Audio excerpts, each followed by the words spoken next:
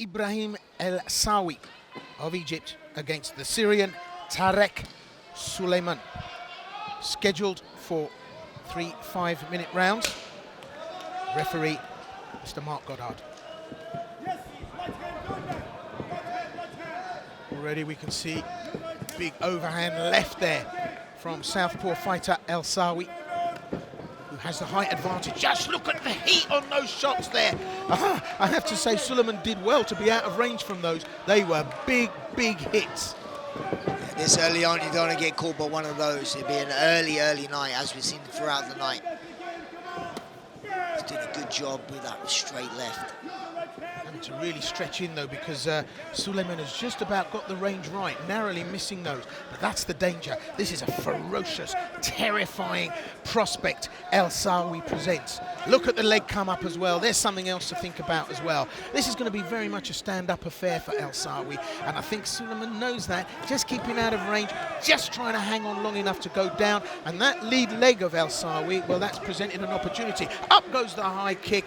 Mawashi Geri, where I come from, and really is an accomplished Muay Thai fighter, isn't he? Yeah.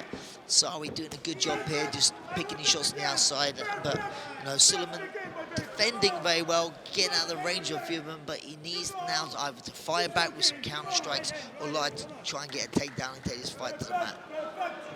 At the moment, he's just getting outstruck a little bit. You know, he's defending very well, but these are scoring points. They've eased off the pace, these two. They're having a little feel for each other. Not that quick to rush in after that early opening. And this time, interestingly enough, El Sawi a little bit twitchy. But that's great work, isn't it? Throwing the right and the left. I mean, it's good meat and two-veg work. Obviously, he's a southpaw, but it would be a left-right high kick combination. Gets tied with a little chin touch there from Suleiman. So he's just going for a ride here. Suleiman doing the right thing, which we saw on the feet. It was very tentative, you know, finding the right time to get inside, close the distance, take his man to the cage and get the takedown. BJJ brown belt now, so obviously we know this is where he feels comfortable. We'd like to see some bit more work. El Sawi here opting with an open guard. You know, he's not really minding. But he can use the cage to get up as well, trying to get an underhook. But, you know, Suleiman doing a good job here, just keeping forward pressure, keeping his man pressed up against the cage. Suleiman clearly not as comfortable as he'd like to be on the ground as he is upright, but he's doing a great job of tying his man up, isn't he? And Suleiman trying to drive forward, but just look at this. This is great work, spoiling from El Sawi.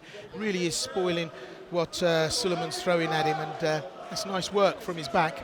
Yeah, Ibrahim also looked for a triangle, had good wrist control, but obviously Suleiman, being a BJJ brown belt, was very aware of that and managed to evade.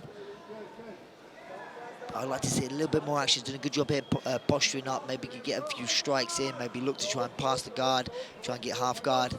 Got to be careful of the up kick if he gets up too high. El Sawi switching his hips. Good job to pass the guard here by Suleiman. Maybe looking to get a bit of ground and pound. Just halfway through this first round. And, well, giving up his back, El Sawi manages to flip his man.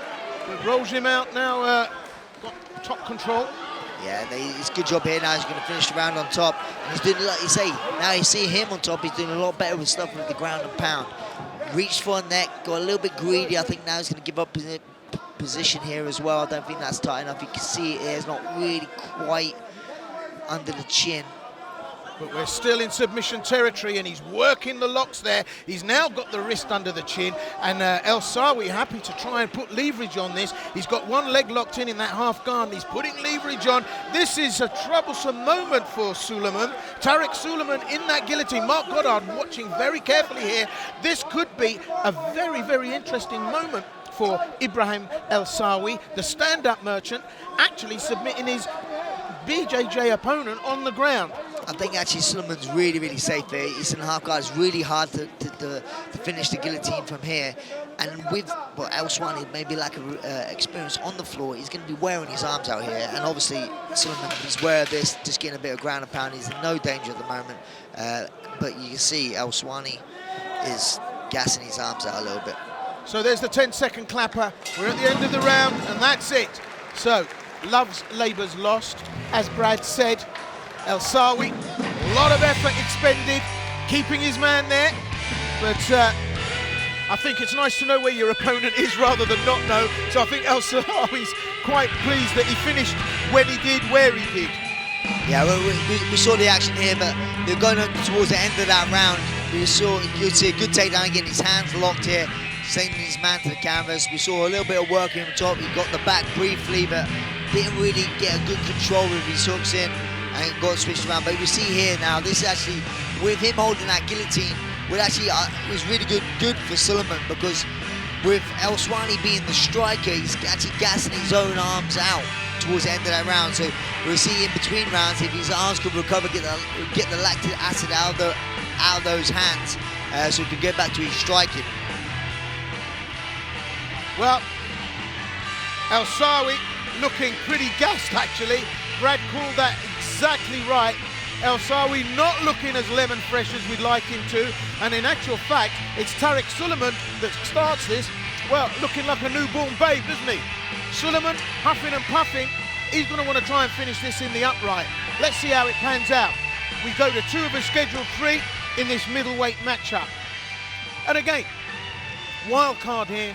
Neither fighter knew who they were fighting until the last minute. Change on the card.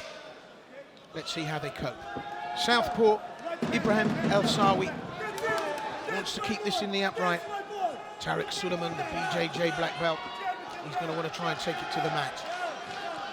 Yeah, Suleiman, again, doing a good job staying just on the outside.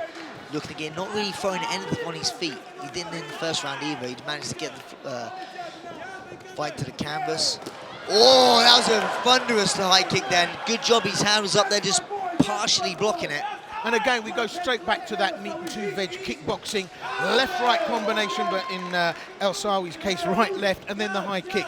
I mean, it's a combination that stood fighters like Peter Tanesto, who's going back to the old days of K1. I mean, it is the staple diet. Good front push kicks going in there, into the stomach. Look at that, straight under the guard. There's the shoot, but a brilliant sprawl from Ibrahim El Sawi, and that's the spoiler.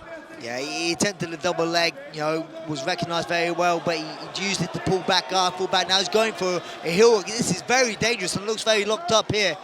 He maybe wants to pinch his knees a little bit tight. It's a reverse heel hook. This is actually one of the worst ones you can get. Ibrahim El Sawi dicing with death there, but he's still got it. There it is, it's the tapper.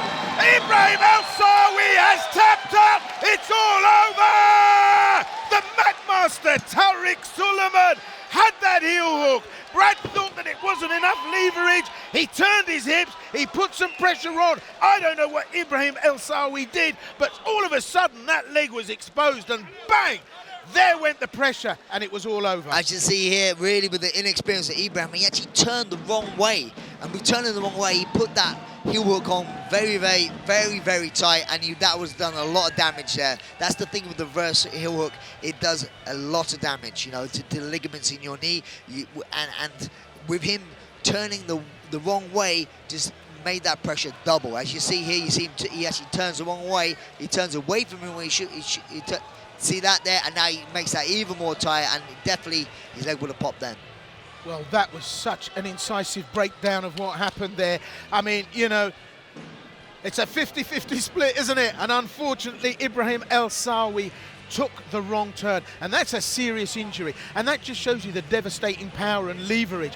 And we wish Ibrahim El Sawi all the best, but he is in absolute agony there. And that just goes to show you the, well, evilness and terrifying danger that Ibrahim El Sawi brought as a stand-up fighter to this. Absolutely distinguished, extinguished, put out by Tarek Suleiman's skills there on the mat. Yeah, Yeah, you see it, yeah, one again. He's got a good grasp around the heel and he turns the wrong way, and that would be right there. That's where you probably see the grimace on his face there. Had to tap out. Man, I feel for him because, you know, I've had a few knee injuries, and they're not nice. You know, it's a very, very powerful move, a reverse heel hook. Well, fortunately, Ibrahim El Sawi on his feet and applauded by all here. But what an absolutely brilliant technique, and the amount of strength and control needed by Tarek Suleiman to hang on. I mean, just look at the legs on El Sawi. So really brilliant technique, brilliantly delivered. So another stoppage in 6 out of 6 outings, 5 of them, all stoppages. After 1 minute 22 seconds of the second round, we have a winner by way of submission to heel hook from Syria, Tarek